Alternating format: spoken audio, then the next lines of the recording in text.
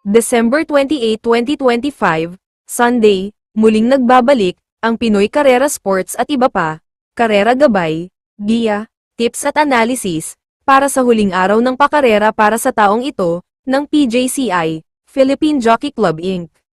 Dito sa San Felipe, Padre Garcia, Batangas, at alas 2:00 ng hapon, ang post time sa race number 1, kaya simulan na po natin.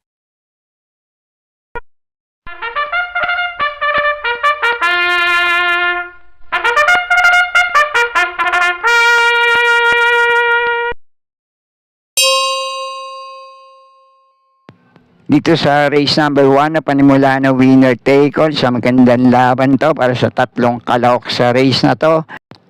Itong rerenda ni Jackie JB Hernandez na numero 1 Bea Bell, JT Sarate naman para sa numero 3 na Iridescent at AP Asuncion dito sa numero 6 na Bino Barbarino. At itong si Jackie JT Sarate, re-rendahan niya ngayon itong numero 3 na Iridescent. Uling takbo kasi nitong numero 6 na Bino Barbarino, siya rin naman ang rumenda rito. Ito namang numero 1 Bea Bell, batak na to sa mahabang distansya dito sa Philippine Jockey Club, pero unang takbo niya ngayon para sa 1,400 meters na distansya. Pero sa kabilang pista, mainam naman ang pinipreba nito sa ganito rin naman distansya. Kaya ang pamprimera ko rito ngayon, numero 6 na Bino Barbarino, panigundo ko naman ito numero 1 Bea Bell, at panilat ko naman sa race na ito, numero 3 na Iridescent. Kaya na po bahala para sa mga diskarte nyo sa race na ito. Okay po, thank you. At dito naman sa race number 2, ang panimula ng Pick 6, 2,000 meters ang distansya rito. Ang 2025 Pilracom BCSO, third leg ng 3-year-old imported local challenge 3. May siyam na numero, couple entry, ang numero 1 at numero 3 sa race na to.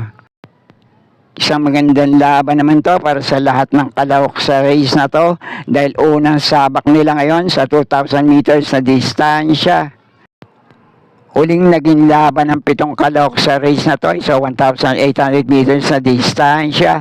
At ang nagwagi ay itong numero 1 Anytime Anywhere na segundo itong 3A sa couple entry reverse merger. At dumating naman ang tersero, itong numero 3 sa Bass Racket. Dumating ng pang-apat, itong numero 9 Resonant. At tinalo naman nila sa datingan sa laban na yun, itong numero 5 Goddess Soteria, numero 8 Rumored, at itong numero 7 Candy and Wine. Kaya ang pamprimera ko rito, itong couple entry, numero 3 na Bass Racket, at 3A nakakampi nitong reverse merger.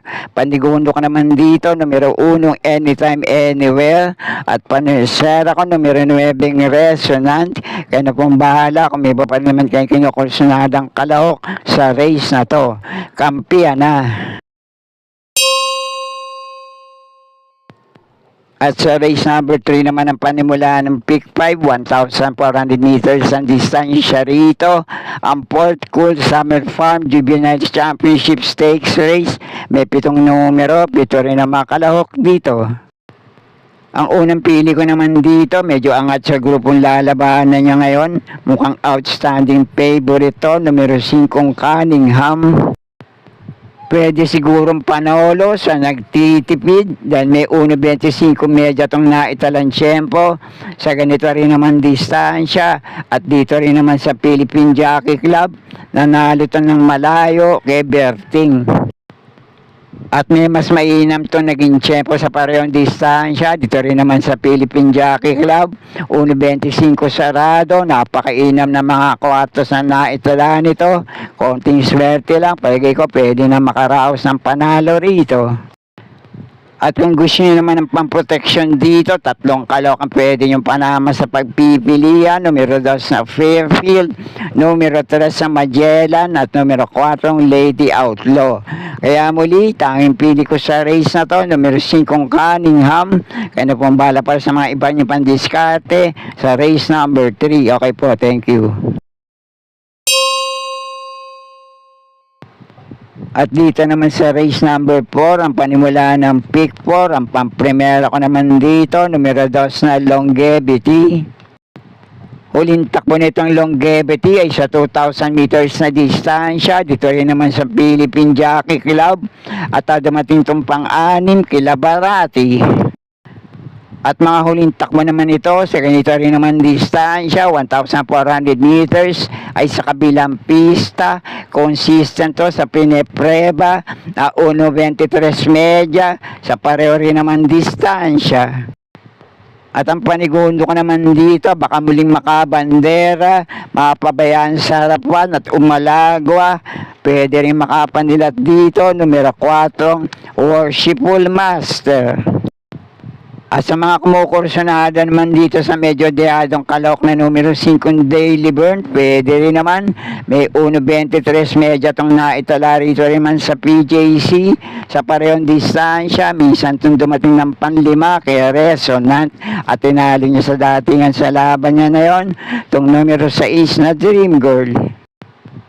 Pero muli, pampremera ko pa rin sa race na to, numero 2 na Longevity, panigundo ko naman to numero 4 ang Worshipful Master, panama sa pagpipilian, konkursionada nyo, numero 5 Daily Burn, kayo na pumbala para sa mga diskarte nyo sa race na to. Okay po, thank you. At nasa race number 5 na tayo, 2,000 meters muli ang distansya rito. Ang Cool Summer Farm Open Imported Stakes Race Group 3. May 7 numero, couple entry, ang numero 4 sa race na to. Naglaban-laban na rin sa parehong distansya yung ilang kalok sa race na to. Noong nagmag-isa naging laban nila ay si Barati na segundo tong nakabandera pero tumukod lang, numero 6 na Lucency. Pati Ardeleman dating rumenda rito, palitin niya ngayon kay Jackie JT Sarate. Na tersera naman to numero 5 Birchstone.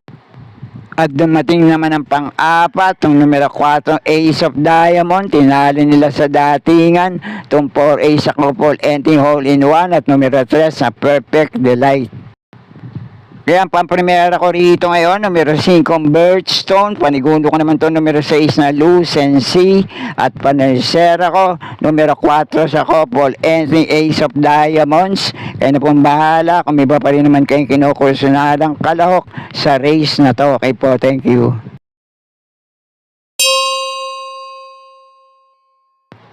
At nasa penultimate race number 6 na tayo, 1,400 meters din ang distansya rito. May 6 na numero, 6 din na mga kalahok dito. Pwede siguro kayong dumiskarte ng kabitan dito magmula race number 5 at dito sa race number 6. Tingnan nyo na lang ang hinete at mga koneksyon ng mga kalahok dito.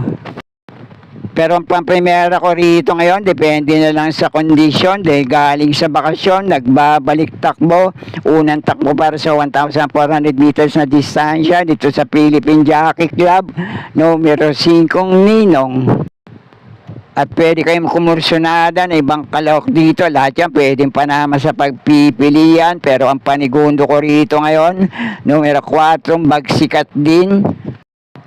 Kaya muli, pampremera ko sa race number 6, numero 5 Ninong. Panigundo ko naman ito, numero 4 Bagsikat din. Kaya na pong bahala kung may ba pa rin naman kayo kinukursunadang kalahok sa race na to. Okay po, thank you.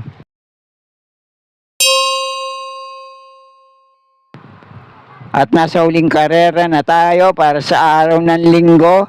Race number 7, last race paratingan, 1,400 meters din ang distansya rito. May 7 numero, couple entry, ang numero 1 sa race na to.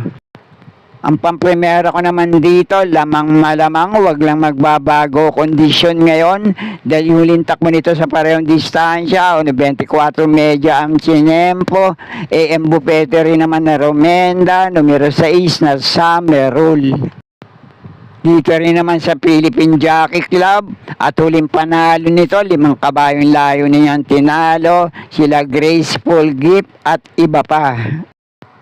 At kung sakali lang na hindi muling maganda itakbo nito ngayon, panigundo ko naman dito, baka Manila at may tagumprebang naitala sa mga dating laban niya.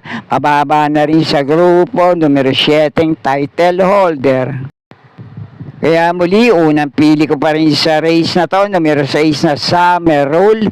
Panigundo ko naman dito, numero 7 title holder. Kayo na pong bahala, kung may iba pa rin naman kayong kinukusunadang kalok dito sa last race para tingan. At sana'y muling matapat sa tama yung mga pili at kursunada para sa araw ng linggo. Good luck po sa inyo lahat. Happy racing at maraming salamat po. Subscribe, like and share Pinoy Carrera Sports at iba pa. And please click or tap the notifications bell icon for new video updates on this channel. Thank you.